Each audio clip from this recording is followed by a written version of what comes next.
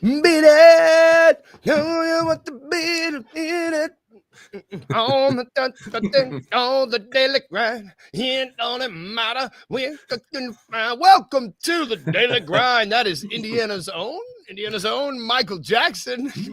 I don't know. I was curious what the connection was. I like that. That's good. That's deep. That's a deep cut. It's called reaching. That's what that's called. I am your host, Luke Hatmaker, and this is the daily grind. It is Thursday. Yes, it's Thursday. I think the Grizzlies are playing basketball again, and I got Rusty with me. How are you, brother? Are you good?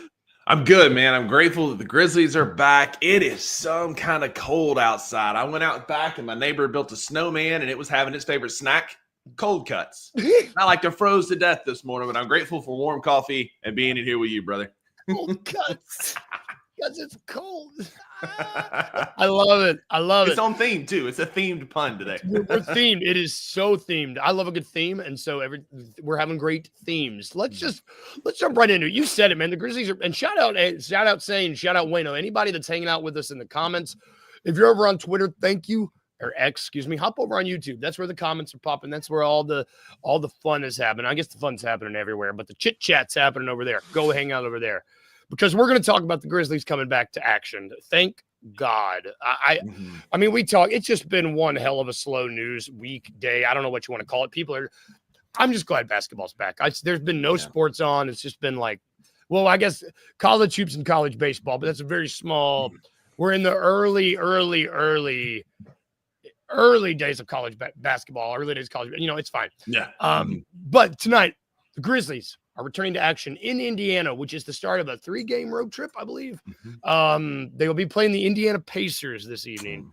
Luke, it is the first time in 283 games that the Grizzlies have a clean injury report. We have 4 guys, 3 on a 2-way transfer, and Johnny Davis, who is not with the team. But we do not have a single player listed by injury. Now, Cam Spencer is still recovering from his thumb surgery, but it says 2-way transfer, so it counts. Oh, it does count. We're counting it.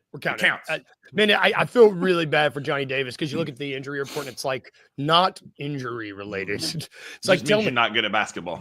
Tell me you don't want me without telling me you don't want me. It's God love him.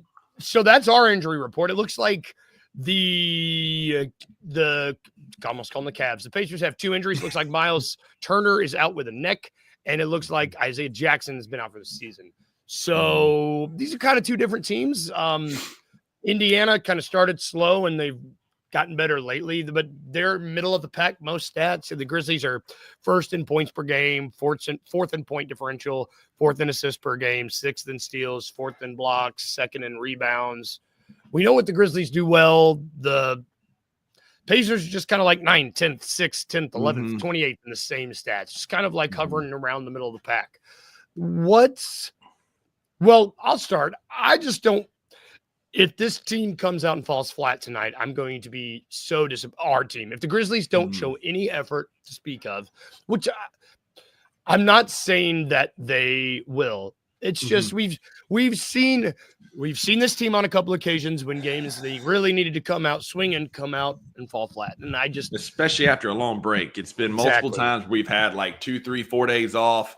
And you think, man, this is it. I'm looking at the Oklahoma City game. Like, you've had a few days off, and it's like, it's time. Like, we're rested. We're healthy now. We even got freaking Marvin Bagley could get some minutes tonight. Like, we feel like we're in a good spot. And forgive me for not being too overly excited and being a little bit more cautious because, like you said, we've come out flat this year so many times. Like, I want to see Ja engaged from the jump. If we know he likes to look at social media, things have come up this week that were unforthwith, if you will, untoward Ja Morant. And so I would love to see him come out with a statement game. Desmond Bane has been known to come out and score the first 8-9 points for us in a game. And I'd love to see Ja Morant come out tonight on a heater and set the tone early because this team goes as Ja goes. And if Ja's got his best stuff, we'll have our best stuff. Yeah, completely agree. And it should be, I'm a bad host. I didn't have it on our agenda, nor did I have it pulled up because I got distracted. But it's worth noting I can pull it up right now. We talked yesterday about the rumors as it have been It's not even rumors. Whatever the report was that was aggregated from Howard Beck that on the Ringer, whatever it was. This is what Kleiman said. He squashed this so fast. Quote, I can't blame other executive, air quotes, for fantasizing about us trading Ja. It's just that fantasy. We are not trading Ja. Continue to underestimate this team, this city, and we will let our performance on the floor speak for itself. I'm not going to give this nonsense further oxygen and look forward to getting back to basketball. Close the book, man. Like I was so happy just to see one. I mean, this news was out for what, less than 48 hours. There was basically no time for this to get any air at all. And Kleiman was like, look, this isn't real. It's like we said yesterday. The only way Ja's going anywhere is if he forces it to be out.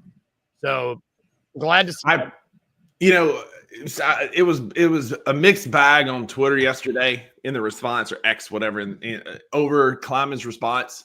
The vast majority where I fall, like, yeah, it's a rumor. Yeah, it was taken out of context, most likely. And normally GMs won't even entertain that. But what I appreciate is he came out with the way our fan base can run with things and the way things get blown out of proportion. He came out and put an emphatic stomp. Sane's in the comments, he said yesterday, somebody must be making him some cheesy eggs around here because he is talking like he is from the M.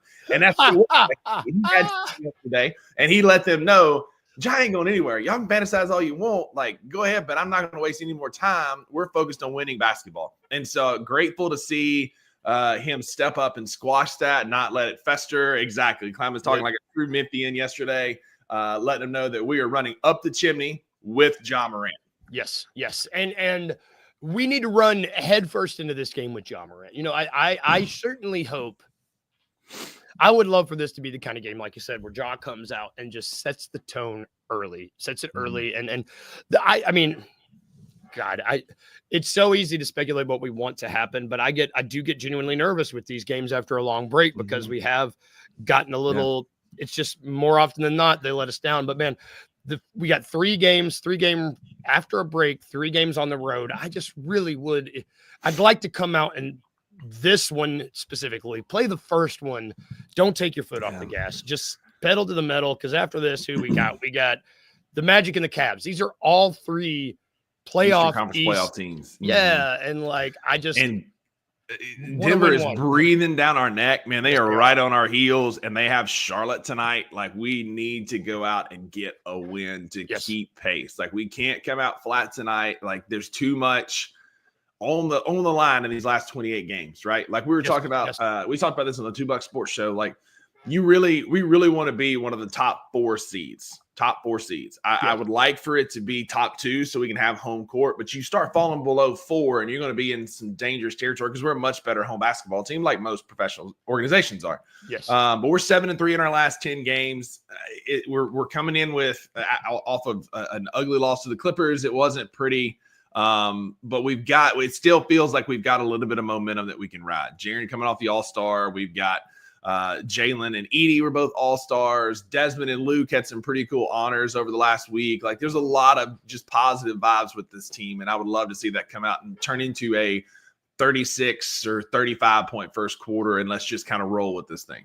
Yeah, shout out DG. It looks like we've got some little gambling tidbits. This game has the highest over-under the season, apparently, with 250.5, which is wild. And he also says the Pacers have been part of the 14 highest over-under games in the league history, which is wild. This should be a pretty fast-paced game. Yeah. Both these teams like to get up and down the court. I don't know.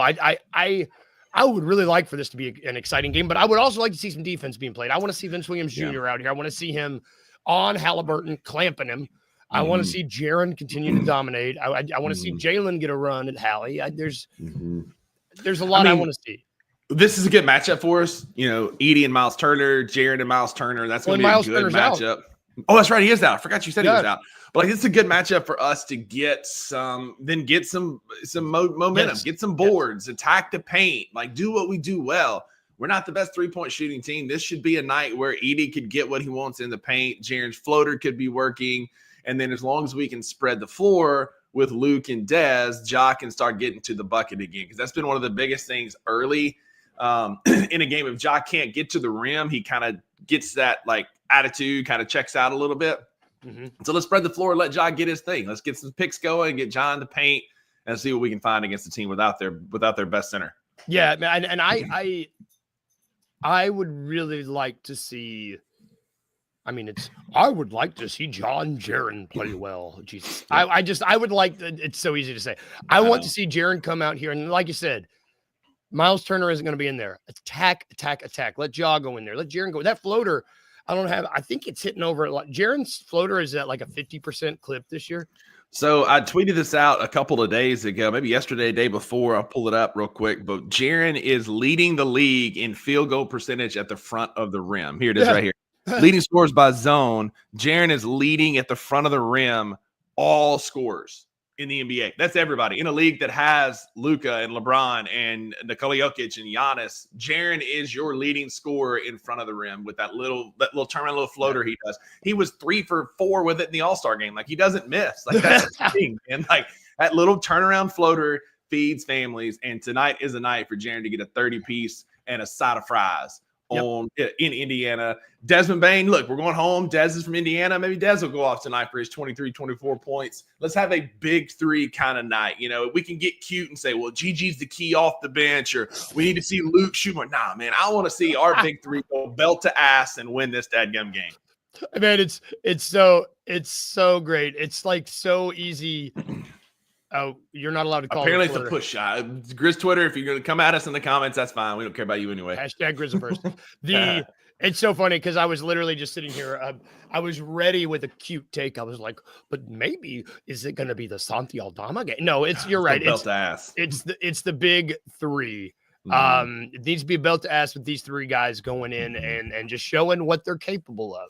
I mean, we've yet to see that. We've yet to see, Jaren get 30, Ja get 26 and 10, Dez to get 25. And if Gigi wants to put 12 in there, morning Art, what's up, buddy? Thanks for hopping in. If Gigi wants to get 12 in there, or Santi wants to grab 12 boards, and Edie get a double-double, that's fine. Let's go score 140 on these fools because we could. This is a game. They don't play defense. This is a game where we could really flex, but it's going to start. Like, we need our big three to set the tone for a playoff push. Like, again, we can get cute all we want, but without our big three, the playoffs, we will not be.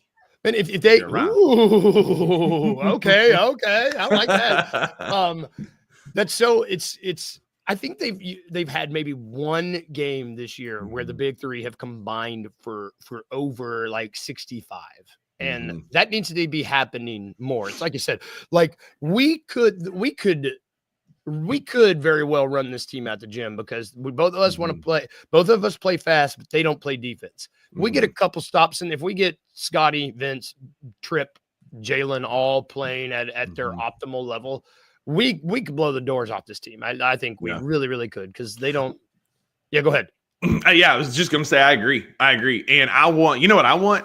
I want Marvin Bagley minutes early in the fourth quarter. Like, I want, like, we haven't even talked about his bag. Let's see what Bag's got. Let's get him some run. I want it to be so ugly that Jaren, he averages high. His averages are higher when all big three play together. Let's see that happen in 3 quarters. And let's have a fourth quarter where we got dancing and hugging on the sideline and we're watching the young Bucks go out there. And, it's Pip and Jalen and Vince and Gigi and Edie and Bagley and seeing what they got in the fourth quarter because this thing is how about a hammer and nail coffin to start the fourth quarter? Boom. That would be so nice. So nice. And man, I'm glad you brought up Bagley because he is worth mentioning because it does sound like he is going to be involved. Yeah, I'm trying to remain calm. My buddy Micah on the Gulf Coast, he watches the show a lot. Mike up here, man. Thanks for being here. He's the ER doc down there. Appreciate what you do, man. Thank you, Mike. He and I were talking yesterday, and it's like I'm trying not to get too hyped, man. But like, there could be something with Bagley. Like, I loved his game in college. He's like, ball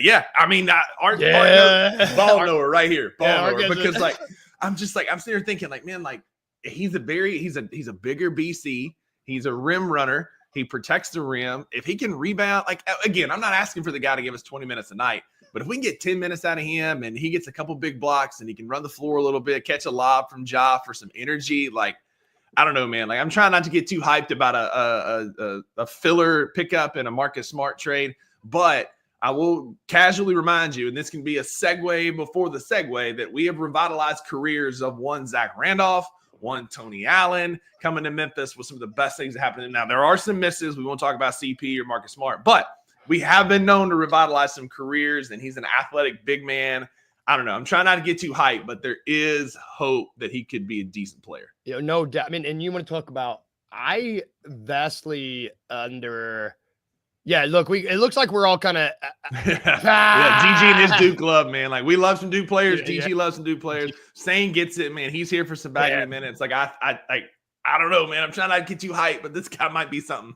He's big. He is a big He's athletic. He's a big athlete. And when he played for a winning organization like Duke in college, he was a hell of a player. Then look at the teams he's played with. He was on bad Kings teams. He was on bad Piston teams. He was on bad Wizards teams. I think the most wins he's ever had in a season in his professional career is like 36 or 34. Like, he's never been on a really winning team. He's had more seasons with less than 20 wins than he has more. He's been on some bad teams. Very bad. You never know what will happen when you put a guy like that who's used to playing for a winning organization into a organization who wins. And for all the hell I give Taylor Jenkins, he's a developmental coach. There's already been some great, photos and video and tape of him, of TJ and Bagley kind of working together.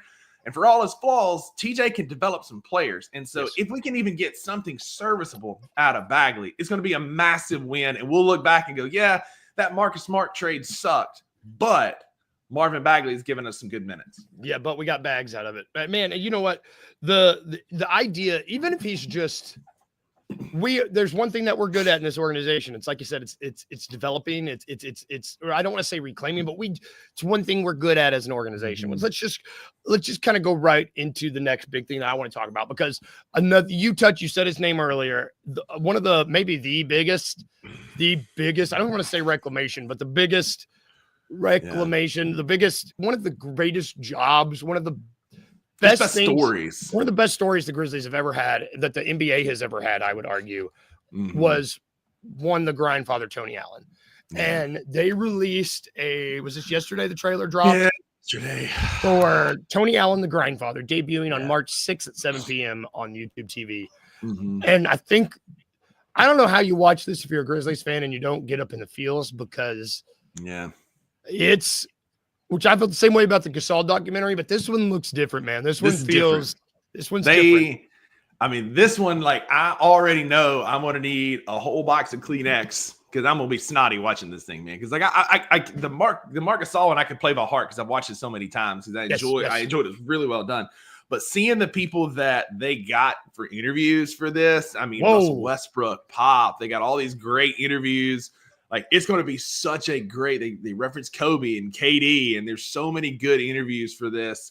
Like, Dame's in it. Like, this is going to be something, man. Like, I'm a sucker for a good hype video, and that dropped yesterday as a hype video. And then TA's story, just an inner city Chicago kid with nothing going for him, realizing he's not going to be that elite level scorer when he gets to the NBA like he was in high school and in Oklahoma State, and then just busting ass to be the best defender. And when you got guys like KD and Kobe and Russ saying, hey, TA is the one you got to watch out for, you've done something. And for him to be us, and I got to, Maggie, again, is kind of newer in her Grizz fandom. So, like, she's been around the Grizz, but really buying in this year. So I got to tell her, like, showed her the clip of the grind, all heart, grit, grind, all that stuff yesterday. Yeah. And I'm like, bro, I'm so ready for this.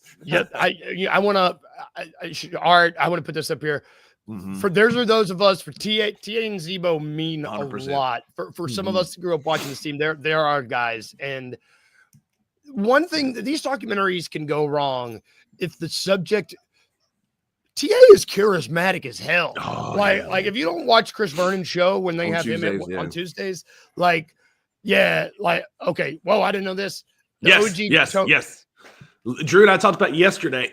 I will be there when it opens. Just let me know your shirt size, Luke. I can pick you up when I'm there on that Monday. I'm going to go by and pick up a couple of those, because I didn't get one back in the day, but I'm 100% getting one on Monday. I mean, it's such a cool, it's a whole persona that comes with Tony Allen. Yes.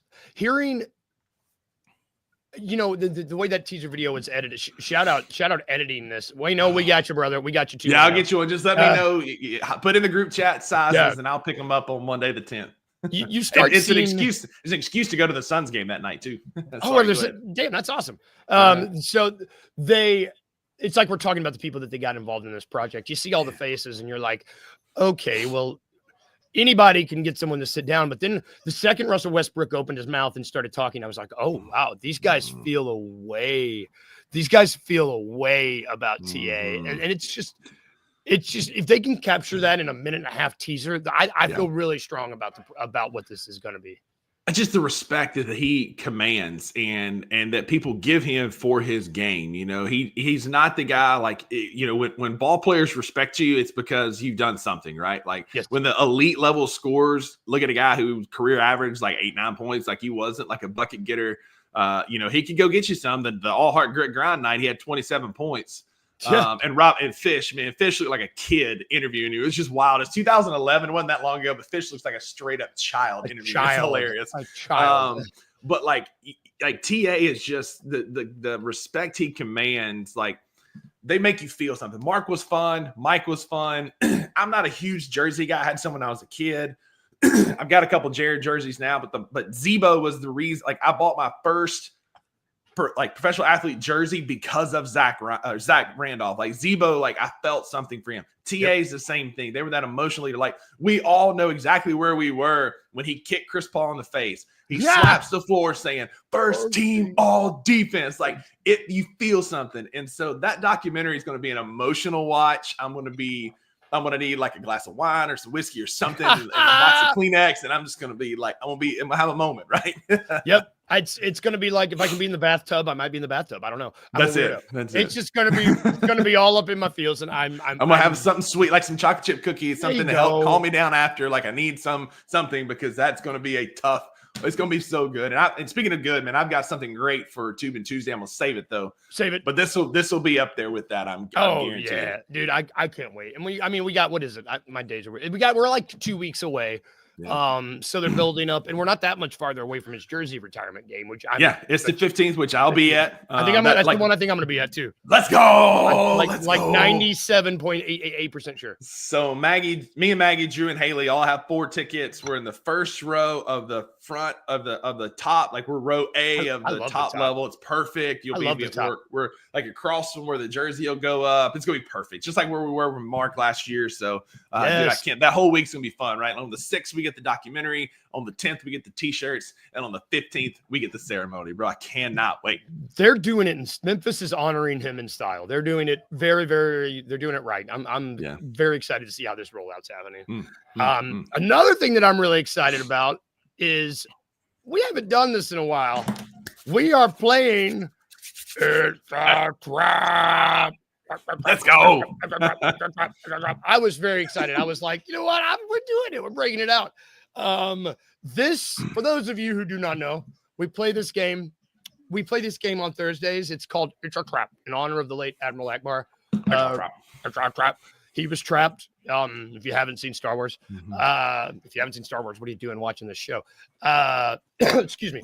The goal of the game, I will give the guest a series of trivia questions, 10 to be precise. Half of these questions are fake. They have an answer that is made up and it's not real. It's a trap, as it were.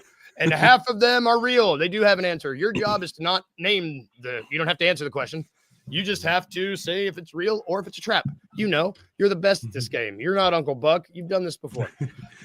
Luke's been dodging me the last few weeks, so I couldn't do it.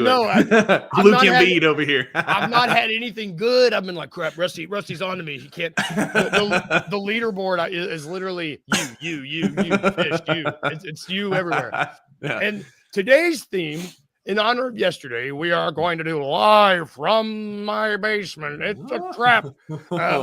We're doing SNL themed questions. So I will give you 5 questions that are real trivia. This is a little harder than normal because everything is bizarre in SNL. So like even these fake trivia questions, I was like, are you sure? Oh boy. Yeah, but we got this. Okay. First question. Who was the very first Saturday Night Live host when it premiered October 11th, 1975? 1975. I mean, yeah, it's a real question. Oh, but I don't know. That feels like a Johnny Carson type era, but I don't. George Carlin, he is high as a kite. You go back and you watch it. He is so high. You can just tell his jokes aren't always landing, and you're like, man, this dude is on it. But it is a real question. Next question.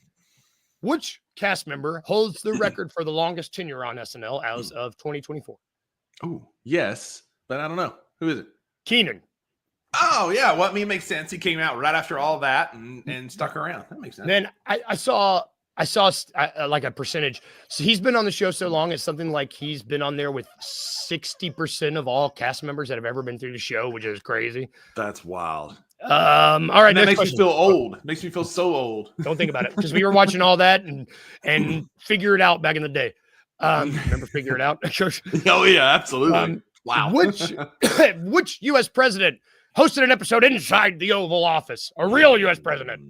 I don't know why I said that. It's a trap. It's a trap. No sitting U.S. president has ever appeared on the show. Many presidents have appeared on the show, but they were not sitting. They were not current presidents. I think we can all agree, though, that if they'd got Obama to do it, it'd have been an incredible hit. Like, that would have been an awesome move, man. It would have been like Luther, his anger translator from Key and Peele. It would have just been that. It would have been great.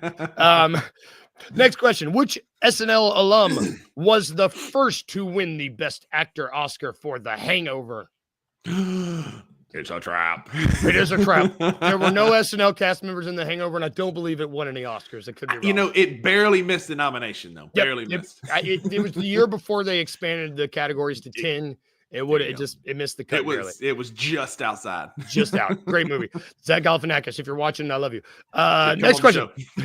What famous sketch starring Christopher Walken featured the iconic line, "I got a fever and I gotta have more blank"? Yes, it's a real question because we play this in the third quarter at Mississippi State games. I need more cowbell. Dude, I got a fever. My real quick Christopher Walken aside, my favorite Christopher Walken line of ever is in Pulp Fiction when he goes, and so I carried this uncomfortable hunk of metal up my own ass for 5 years. And then he died. He gave me to watch. I could watch him do that the whole time. And it's just so great. Shout out Christopher Walken. If you're watching, come on the show sometime. Oh, please. Next question. Which SNL cast member performed a live skydiving stunt as an opening monologue? It's a trap. Though it sounds like something Jimmy Fallon would do. Jimmy Fallon, Tom Cruise. I feel like they probably, maybe it was scrapped because insurance wouldn't cover it. I know Tom Cruise has that problem sometimes. Next question. Which former SNL cast member went on to create 30 Rock, a sitcom loosely based on their time at SNL? Yes. Would that be Tina Fey? Tina Fey. Ding, ding, ding, ding, ding. I love 30 Rock. 30 Rock is really, really funny. So funny. At my Edge District Clinic, one downtown, they always have 30 Rock on their TV when I go down there and check in. And nice. I'll sit at the front desk where I can work, and I'm just usually watching Tracy Morgan and those guys down there. I'm just like, man, one of my favorites. He goes, "Here comes the fun cooker," and it's when he just moons the fun cooker. Here comes the fun cooker. Tracy Morgan was good on SNL, but he peaked on 30 Rock. I agree. When the second he was allowed to parody himself, it was like, okay, we got this. It's incredible. All right. Next question. What was the name of the short-lived SNL spinoff in the 1990s that was loosely based on the Weekend Update segment starring Will Ferrell's racist frat boy? It's a trap. It's a trap. I can finish. It'd be called Tuesday Night. Tuesday Night Laugh. his racist frat boy. It's such a funny character. They did on the SNL 50. They did the in memoriam for all their canceled shows that went too far. Really funny, but they couldn't make it. This would never happen. Next question.